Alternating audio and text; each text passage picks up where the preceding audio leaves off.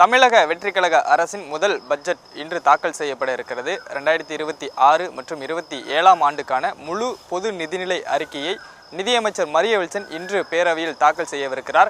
தமிழக அரசின் பொது நிதிநிலை அறிக்கை இன்று தாக்கல் செய்யப்பட இருக்கக்கூடிய நிலையில் நாளை வேளாண் தனி நிதிநிலை அறிக்கையும் தாக்கல் செய்யப்பட இருக்கிறது. மிகப்பெரிய எதிர்பார்ப்பு நிலவுகிறது இந்த நிதிநிலை அறிக்கையில். ஏனென்றால் தமிழக வெற்றிக்கழக அரசு பொறுப்பேற்ற பிறகு தாக்கல் செய்யப்படக்கூடிய முதல் பட்ஜெட் என்பதால் இந்த பட்ஜெட் மீது மிகப்பெரிய எதிர்பார்ப்பு நிலவுகிறது. பல்வேறு தேர்தல் வாக்குறுதிகளை தமிழக வெற்றிக்கழக அரசு கொடுத்திருக்கிறது. அதில் எந்தெந்த வாக்குறுதிகள் இன்றைய நிதிநிலை அறிக்கையில் இடம்பெற போகிறது என்கிற ஒரு மிகப்பெரிய எதிர்பார்ப்பு நிலவுகிறது.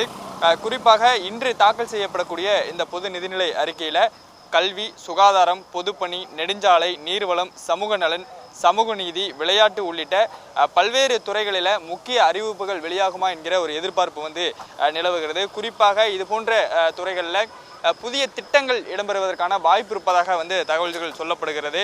அந்த அறிவிப்புகள் இன்றைய பட்ஜெட்டில் இடம்பெறுமா என்று ஒரு மிகப்பெரிய எதிர்பார்ப்பு நிலவுகிறது. இது மட்டுமின்றி தமிழக வெற்றிக்கழக தேர்தல் வாக்குறுதிகள் ஏற்கனவே நான் குறிப்பிட்டது போன்று தேர்தல் வாக்குறுதிகள் இந்த பட்ஜெட்டில் எந்தெந்த வாக்குறுதிகள் இடம்பெற போகிறது என்கிற ஒரு மிகப்பெரிய எதிர்பார்ப்பு இருக்கிறது.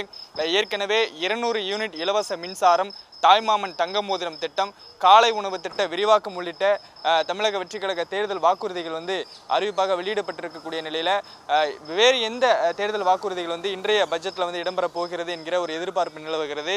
குறிப்பாக மகளிர் உரிமை தொகை 2800 ரூபாயாக உயர்த்துவதாக தமிழக வெற்றிக்கழக தேர்தல் அறிக்கையில் தெரிவித்திருக்கிறார்கள். அந்த அறிவிப்பு, இந்த மகளிர் உரிமை தொகையை உயர்த்துவார்களா என்கிற ஒரு அறிவிப்பு இன்று வெளியாகுமா என்கிற ஒரு மிகப்பெரிய எதிர்பார்ப்பு நிலவுகிறது. அதற்கான அறிவிப்பு இன்றைய பட்ஜெட் கூட்டத்தொடரில் இடம்பெறுமா என்கிற ஒரு எதிர்பார்ப்பு நிலவுகிறது. இது மட்டுமின்றி மாநிலம் முழுவதும் எங்கிருந்து எங்கு வேண்டுமானாலும் மகளிர் இலவச பயணம் மேற்கொள்ளலாம் என்கிற தமிழக வெற்றிக்கழக தேர்தல் வாக்குறுதி இன்றைய பட்ஜெட் அறிவிப்பில் இடம்பெறுமா என்கிற ஒரு எதிர்பார்ப்பு நிலவுகிறது.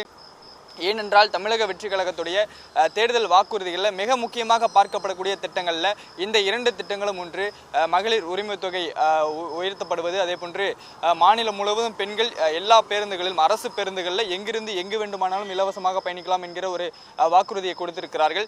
அது இன்றைய பட்ஜெட் கூட்டத்தொடரில் இடம்பெறுமா என்கிற ஒரு எதிர்பார்ப்பு நிலவுகிறது. இது மட்டுமின்றி வேறு சில முக்கிய வாக்குறுதிகளும் கொடுக்கப்பட்டிருக்கிறது. அவையெல்லாம் இடம்பெறுமா என்கிற ஒரு எதிர்பார்ப்பும் நிலவுகிறது. நெசவாளர் உதவித்தொகை உயர்த்துவார்களா?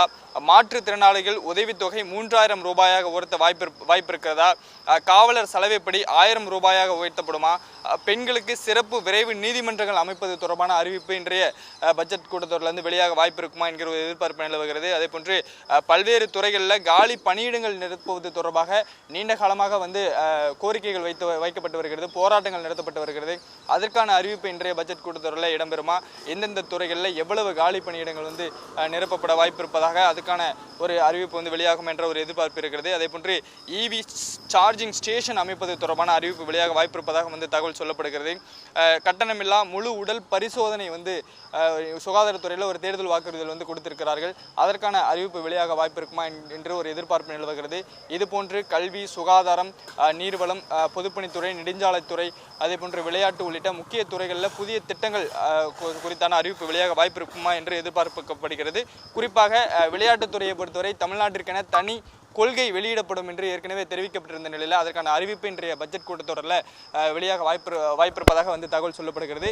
இதுபோன்று என்னென்ன அறிவிப்புகள், என்னென்ன புதிய திட்டங்கள் இன்றைய பட்ஜெட் கூட்டத்தொடரில் தமிழக வெற்றிக்கழக அரசோட முதல் பட்ஜெட் கூட்டத்தொடர் 2026-27ஆம் ஆண்டுக்கான இந்த முழு பொது நிதிநிலை அறிக்கையில் வெளியாகும் என்று ஒரு மிகப்பெரிய எதிர்பார்ப்பு நிலவுகிறது. இன்று பொது நிதிநிலை அறிக்கை தாக்கல் செய்யப்பட இருக்கக்கூடிய நிலையில் நாளை வேளாண் நிதிநிலை அறிக்கையானது தாக்கல் செய்யப்பட உள்ளது.